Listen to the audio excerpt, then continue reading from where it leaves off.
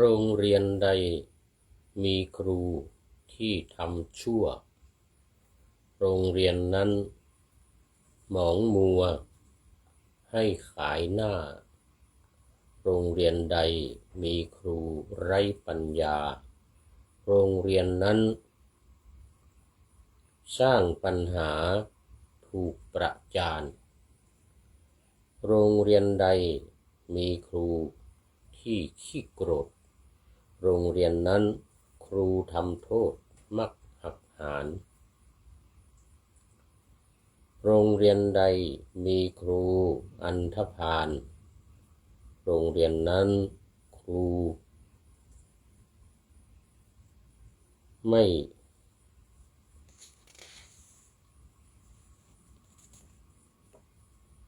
่นานก็อับจนโรงเรียนใดมีครูทำผิดบ่อยโรงเรียนนั้นถดถอย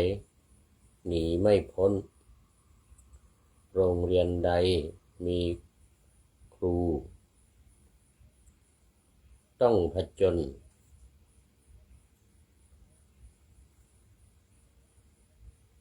โรงเรียนโรงเรียนใดมีครูไม่อดทนโรงเรียนนั้นต้องผจญความเสื่อมทรามโรงเรียนใดผู้บริหารหย่อนโรงเรียนนั้นผูกร่อน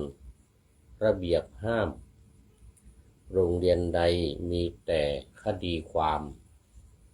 โรงเรียนนั้นสิ้นความงามความเป็นครู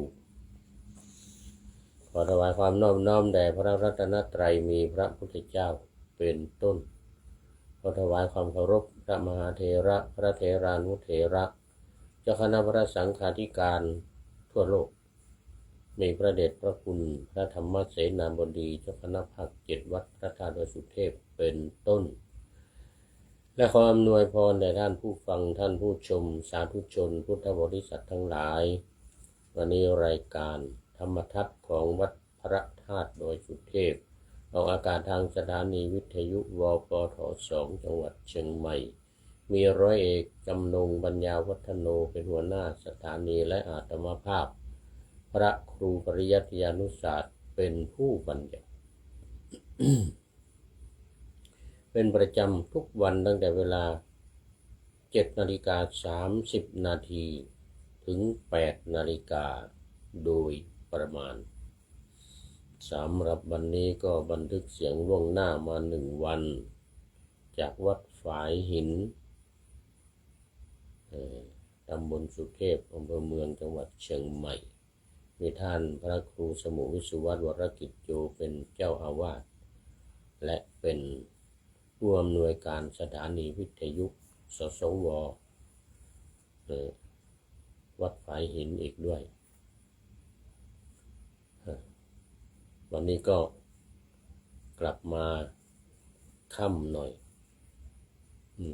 หลังจากที่ไปนมัสการสถานที่ต่างๆวัดวาอารามในจังหวัดเชียงใหม่ลำพูนคือตั้งแต่อำเภอจอมทองอำเภอฮอดแล้วก็ไปโน่นอำเภอในจังหวัดลำพูนอำเภอแม่ตื่นเสร็จแล้วก็ไปโน่นเลยอำเภอลีจากอำเภอลีไปวันนี้ตอนเช้านี้อำเภอนาทรายไป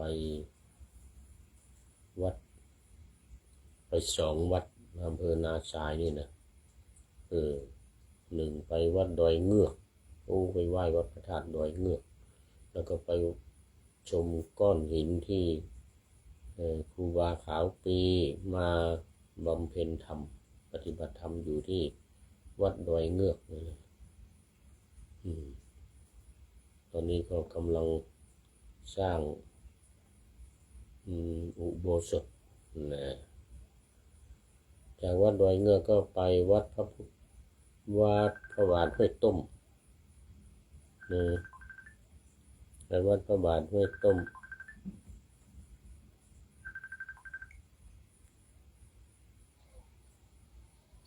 เดี๋ยวจะโทรกลับนะกำลังออกอากาศวิทยุ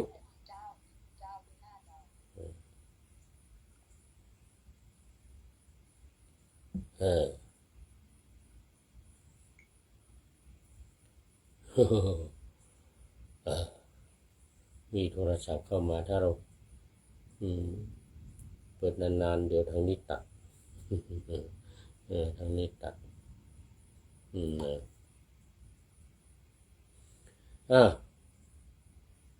พูดถึงไหนเมื่อกี้เนี่ยโอ้ไปวัดพระพุทธบาทห้วยต้มไปกราบสรีระร่างอันไร้วิญญาณของครูบาวงศ์หรือครูบาชยวงศาพัฒนาที่วัดพระพุทธบาทห้วยต้มแล้วจากนั้นก็ไปลี้หลวงไปวัดลี้หลวงแต่อยู่ในอำเภอลี้แหละทีนี้เพราะว่าห้วยต้มก็อยู่ในอำเภอลี้เหมือนกันวัดดอยเงือกอำเภอลี้เหมือนกันไปวัดลี้หลวงซึ่งเป็นวัดที่เป็นคอกขังครูบาเจ้าศรีวิชัยครั้งที่หนึ่งนะขังครูบาเจ้าศรีวิชัยครั้งที่หนึ่งรู้สึกว่าครั้งที่สองนี่จะที่วัดศรีดอนชัยจังหวัดเชียงใหม่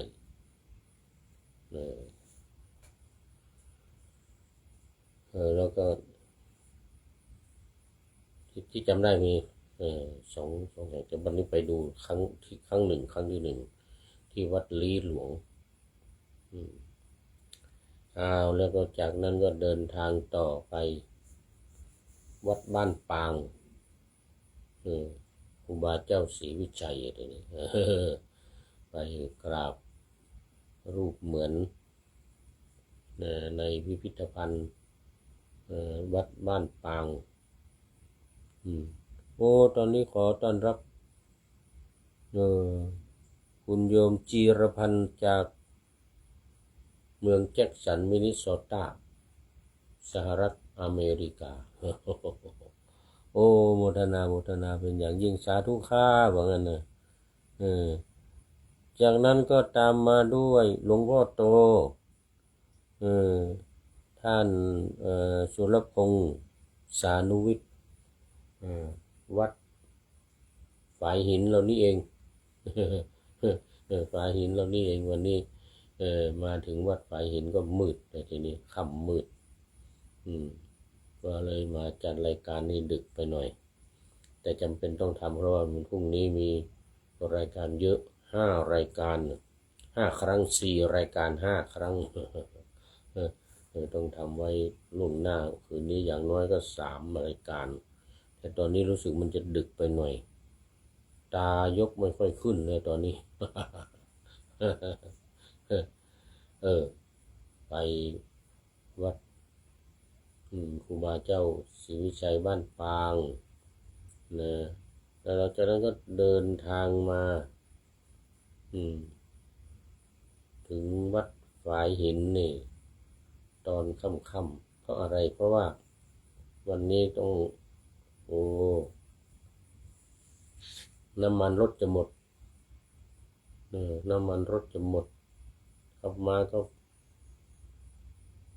มาหาเติมน้ำมันตามปั๊มน้ำมันตั้งแต่จังหวัดลำพูนนู่นเนี่ยอำเภอลี3 แห่งอำเภอลี3 แห่งหมดน้ำมันดีเซลหมดทุกแห่งเลยมีแห่งหนึ่งดีใจต่อแถวเข้าไปถึงคันหน้าเนี่ยยังได้ใส่นะคันของเราหมดพอดีหมดพอดีจากนั้นก็ มาอีก3 4 5สถานีสุดท้ายของอำเภอลีนะสุดท้ายของอำเภอลีเต็มอีกไม่ใช่เต็มหมดอีกดีเซลหมดแล้วก็ทั้งอะไรทั้งดีเซลทั้งพรีเมียมดีเซลพรีเมียมนะที่แพงๆนะทุกที่ไม่มีลิตรละ44 บาทกว่าเนี่ยนะโอ้แล้วก็เข้ามาเขตอำเภอบ้านห้องบ้างทีเนี้ยจากอำเภอลีมาอำเภอบ้านห้องอีก3 แห่ง3 แห่ง4 แห่งด้วย4 แห่งอำเภอบ้านห้องอีก4 แห่งหมดดีเซลหมดรวมเป็นเท่าไหร่แล้ว3 7 8 แห่งจากนั้นก็เข้ามาเขตอำเภอป่าซางเขตอำเภอป่าซางอีก2 แห่งเต็มหมดดีเซลหมดไม่มีเป็น10แล้วจากนั้นก็เข้ามาจังหวัดเชียงใหม่เริ่มแรกก็เข้ามาทางสันป่าตองเดี๋ยวก่อนสันป่าตองละสันป่าตองอีก1 2 3 แห่งปั๊มน้ำมันนี่นะ1 2 3 4 แห่งสันป่าตอง4 แห่งมาถึงแม่วางมาถึงแม่วางสันป่าตอง4 แห่งนี้รวมไม่วางด้วยรวมแล้วเป็น14ที่นะแล้วคราวนี้จากแม่วางเข้ามาอำเภอเมืองจากแม่วางแล้วออกไปสันป่าตองอีกแม่วางแล้วออกไปสันป่าตองอีกไปทางวัดน้ำบัวหลวงเลยนะผ่านอีก3 แห่ง14 15 16 17ปั๊มน้ำมัน17 แห่งหมด น้ำมันหมดมาสุดท้ายเข้าอำเภอเมืองเลยนี่เข้าอำเภอเมืองมาก็ตั้งแต่4 แยกต้นเกวียนมานี่นะโอ้หลวงพ่อสรพงษ์จานุวิทย์อีก2 แห่งนะมาถึงแม่เหียนี่ตำบลแม่เหียปรากฏว่า17 18 19 แห่งแห่งที่20แห่งที่10ปั๊มน้ำมัน20 ที่ได้สุดท้ายนี่ตำบลแม่เหียอำเภอเมืองเรานี่เองใกล้จะถึงนี่แล้วใกล้จะถึงตำบลสุเทพได้ใส่น้ำมันดีเซล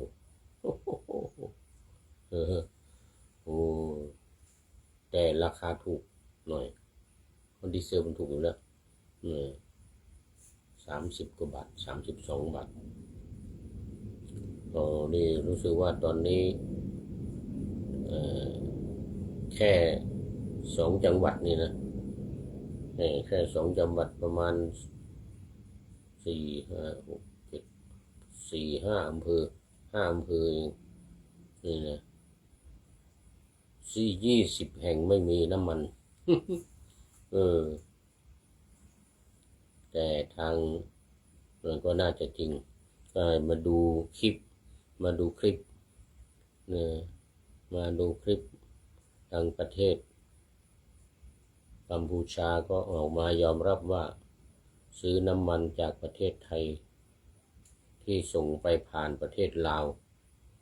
โอ้ก็เป็นว่าในที่น้ำมันมันไม่มีในเมืองไทยนี่ก็เพราะว่าส่งออกไปขายให้ประเทศเขมรผ่านประเทศลาวน่าจะเป็นจริง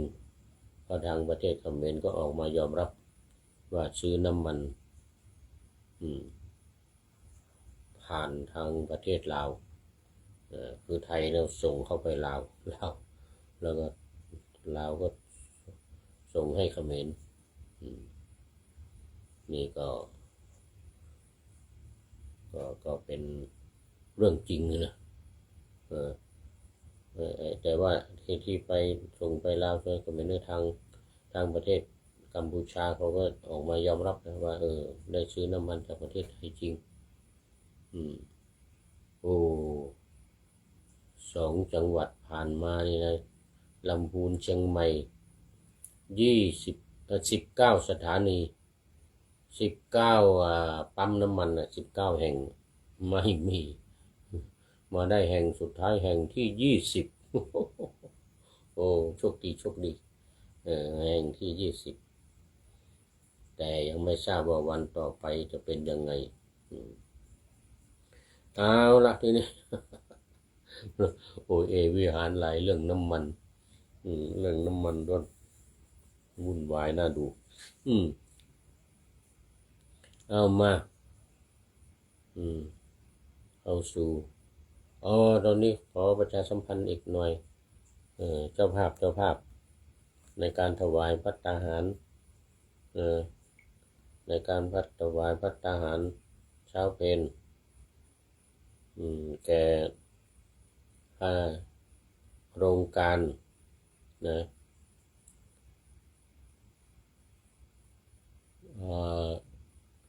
อบรมฝึกอบรมฝึกหัดสวดปาติโมกข์ของคณะสงฆ์ภาค 7ครั้งที่ 1/2569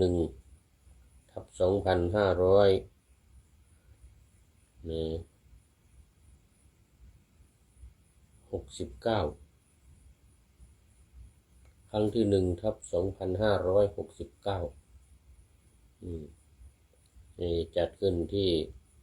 วัดพระธาตุดอยสุเทพ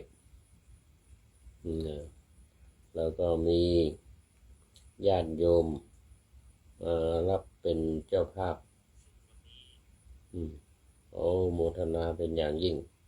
ภัตตาหารเช้าเพลภัตตาหารนี่ก็ 3,000 บาทต่อวันนะแล้วก็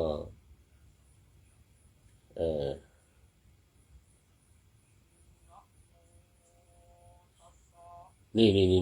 สวดปาติโมกข์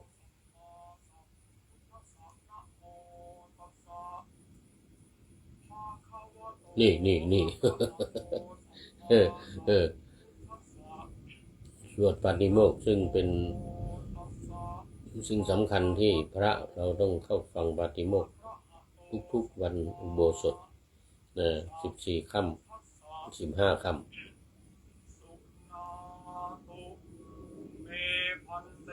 นี่อันนี้ก็จากสำนักงานเจ้าคณะสงฆ์เจ้าคณะภาค 7ท่านอาจารย์พระมหาสกลวิโรจนกิตติเป็นหัวหน้า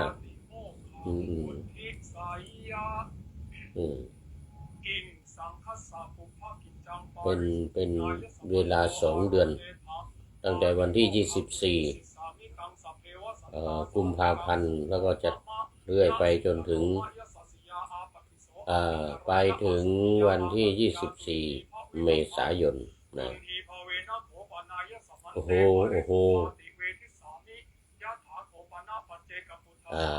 ไว้ก่อนนี่นะท่องกันใหญ่เลยท่องกันใหญ่เลยหายากมากพระที่สวดปาติโมกข์นี่หายากมาก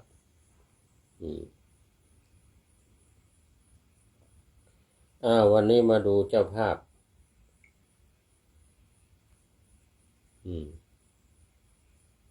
วันที่20ไหนละ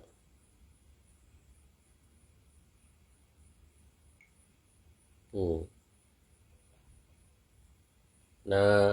ภัตตาหารภัตตาหาร3,000 บาท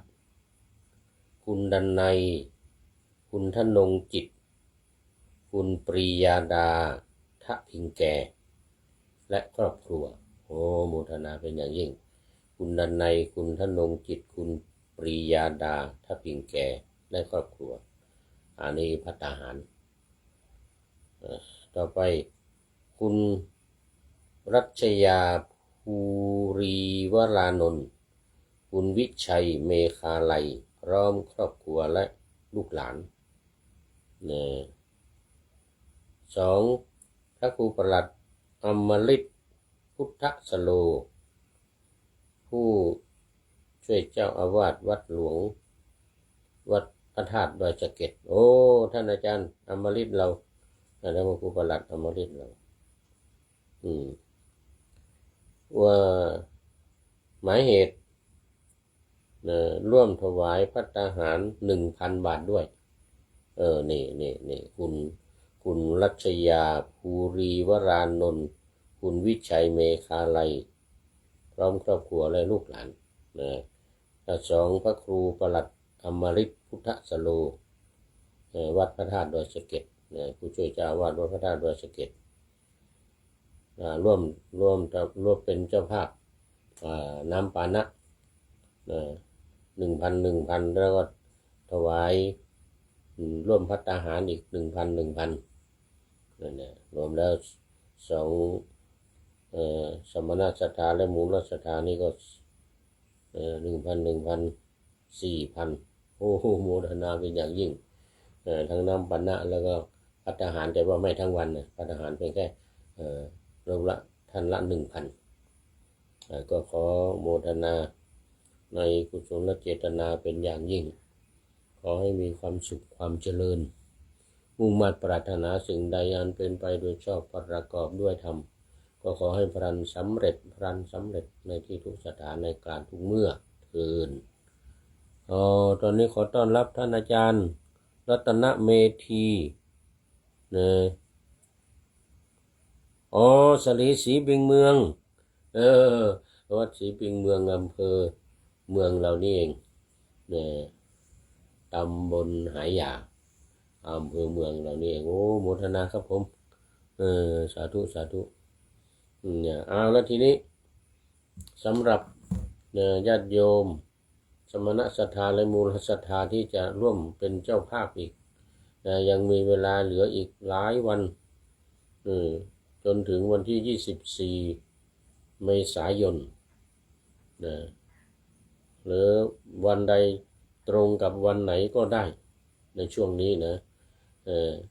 ก็เข้ามาสมทบกันวันละ3,000สำหรับภัตตาหารน้ำปานะวันละ 1,000 รวมเป็น 4,000 หรือตามเจตนาศรัทธานี่เหมือนเมื่อกี้นี้ก็ร่วมบริจาคเข้าไปกับภัตตาหารอีกคนละ 1,000ลูกละ 1,000 คนละ 1,000ขอเชิญติดต่อมาที่ท่านอาจารย์พระมหาสกุลวิโรจนกิตติปริญธรรม9 ประโยคเลขานุการเจ้าคณะภาค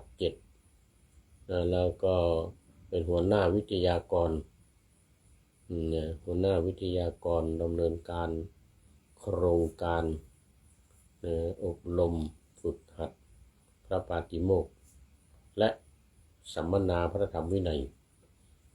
เป็นเวลา2 เดือนนี้หมายเลขโทรศัพท์091 859 9053 091-859-9053อีกครั้งหนึ่งสำหรับท่านที่จดไม่ทัน091-859-9053 พระเดชพระคุณหลวงพ่อรัตนเมธีท่านอาจารย์รัตนเมธีสลีศรีปิงเมืองจะร่วมบริจาคก็เชิญติดต่อที่นิมนต์ติดต่อที่ท่านอาจารย์พระมหาสกลปรริยนธรรม9 ประโยคหัวหน้าดำเนินการโครงการในหัวหน้าพระวิทยากรด้วยสำหรับท่านที่ไม่สะดวกในการที่จะเดินทางมาประเคนด้วยตนเองนะก็ขอเชิญโอนปัจจัยเข้าธนาคารกสิกรไทยในนามวัดพระธาตุดอยสุเทพ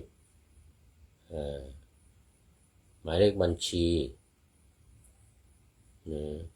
211286698 211286698นะอีกครั้งหนึ่งสำหรับที่ท่านจดไม่ทันท่านที่จดไม่ทัน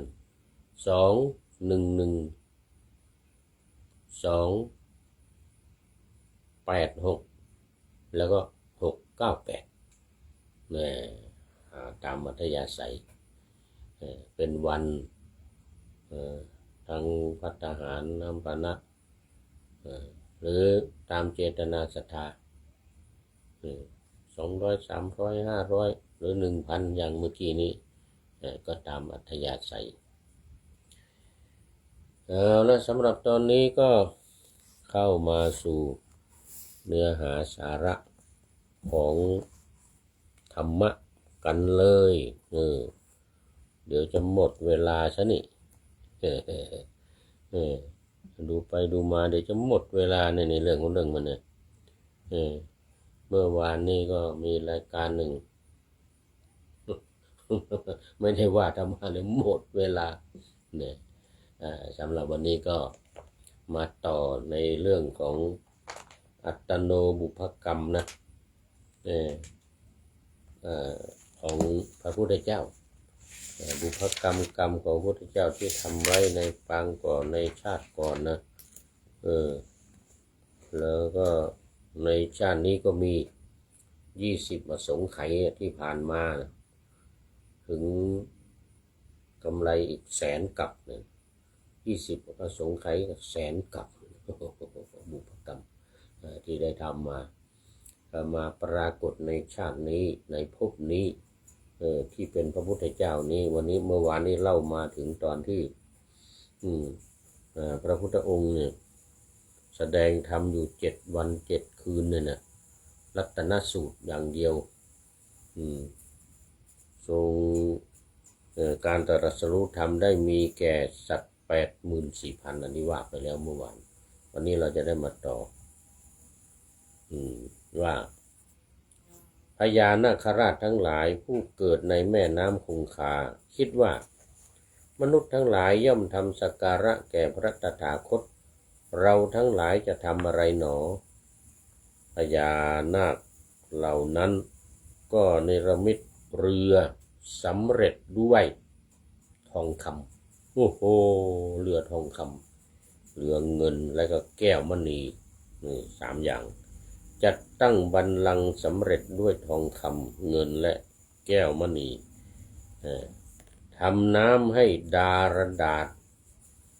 ด้วยดอกประทุม5 สีแล้วทูลอ้อนวอนพระศาสดาเพื่อประโยชน์เสด็จขึ้นเรือของตนว่าข้าแต่พระองค์ผู้เจริญขอพระองค์ทรงทำการอนุเคราะห์แก่ข้าพเจ้าทั้งหลายเถิดมนุษย์และนาคทั้งหลายย่อมทำการบูชาพระตถาคตจบหมดเวลาวันนี้ ได้นิดเดียวมีประชาสัมพันธ์มากวันนี้นะแล้วก็ขอต้อนรับพระเดชพระคุณหลวงพ่อสุทธิสงึมรำจากจังหวัดบุรีรัมย์พร้อมด้วยหัวใจใสๆสีแดงๆแต่ว่ามันหมดเวลาแล้วหลวงพ่อเป็นท่านสุดท้ายเข้ามาในรายการวันนี้โมทนาเป็นอย่างยิ่งขอนำรายการธรรมะทัดไปก่อน แล้วจะย้อนมาใหม่ในวันหลังเพื่อให้ท่านทั้งหลายได้รับฟังพระธรรมเทศนาเหมือนดังเดิมเป็นธรรมะจากพระไตรปิฎก3ธรรมบทอันงดงามบรรยายเสริมอธิบายใจความเหมาะมาต่อเติมยกนิทานดั้งเดิมเสริมบทธรรมขอทุกท่านสุขกายสบายใจปรารถนาสิ่งใดอันเลิศล้ำจงเพิ่มพูนตามบุญงามและตามกรรมที่ได้บำเพ็ญไว้ทุกประการขอเจริญพร